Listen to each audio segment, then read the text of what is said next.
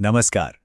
आज हम बात करने जा रहे हैं भारतीय नागरिक सुरक्षा संहिता यानी बीएनएसएस 2023 के एक बहुत ही जरूरी हिस्से के बारे में।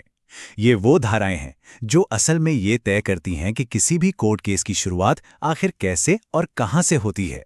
कह सकते हैं कि ये किसी भी कानूनी प्रक्रिया की बिल्कुल पहली सीढ़ी है।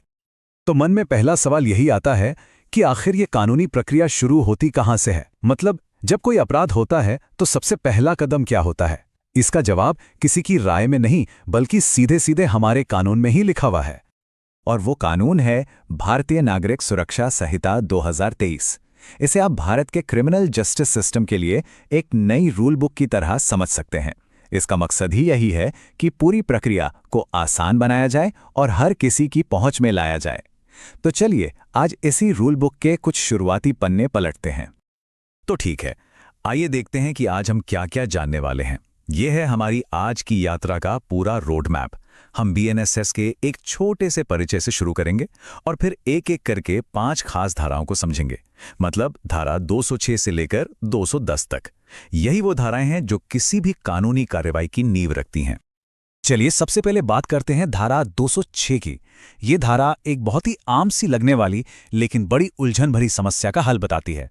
यानी जब ये तय करना मुश्किल हो जाए कि भाई केस आखिर किस अदालत में चलेगा। चलिए इसे एक आसान से उदाहरण से समझते हैं। सोचिए, दिल्ली में बैठा कोई आदमी मुंबई में रहने वाले किसी इंसान के साथ ऑनलाइन फ्रॉड कर देता है। अब सवाल ये उठता है कि केस कहाँ चलेगा, दिल्ली की कोर्ट में या मुंबई की कोर्ट में। अक्सर यहीं पर कंफ्यूजन पैदा होता है।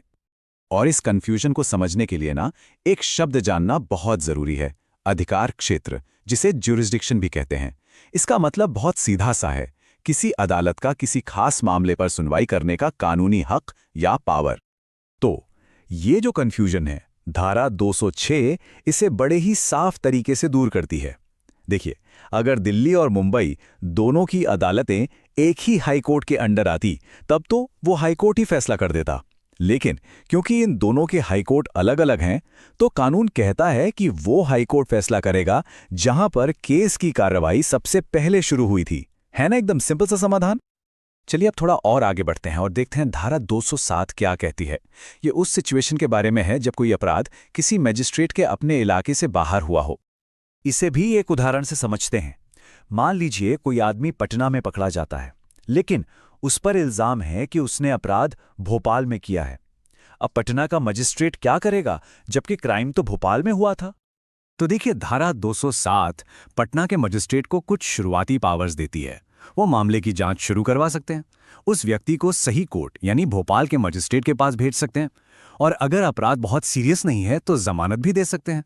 मतलब इस कानून से प्रक्रिया रुकती नहीं है बल्कि आगे बढ़ती रहती है। अब एक और मजेदार सिचुएशन पर आते हैं। तब क्या होता है जब कोई अपराध भारत के बाहर किसी और देश में हो? बस यहीं पर धारा 208 काम आती है। और ये स्लाइड बहुत अच्छे से दिखाती है कि धारा 208 दो मेन सिचुएशंस को कवर करती है। पहली, अगर कोई भारतीय नागरिक दुनिया में कहीं भी कोई जुर्म करता है, और दूसरी, अगर कोई भी इंसान चाहे वो किसी भी देश का हो, भारत में रजिस्टर्ड किसी शिप या प्लेन पर कोई अपराध करता है। इन दोनों ही सूरतों में उस पर भारत में केस चल सकता है। लेकिन इसमें एक बहुत जरूरी बात है, एक बहुत बड़ी शर्त है। धारा 208 साफ साफ कहती है कि ऐसे किसी भी मामले की जांच या सुनवाई के लिए केंद्र सरकार की पहले से परमिशन लेना जरूरी ही जरूरी है। आप कह सकते हैं कि ये एक तरह का चेक एंड बैलेंस है। अच्छा, ये जो धारा है ये सीधे सीधे पिछली धारा से जुड़ी हुई है। सोचिए, अगर मामला विदेश का है तो जाहिर सी बात है कि सबूत भी विदेश में ही होंगे। तो फिर उन सबूतों का भारत की अदालत में इस्तेमाल कैसे होगा? तो धारा 209 इसी प्रक्रिया को आसान बना देती है।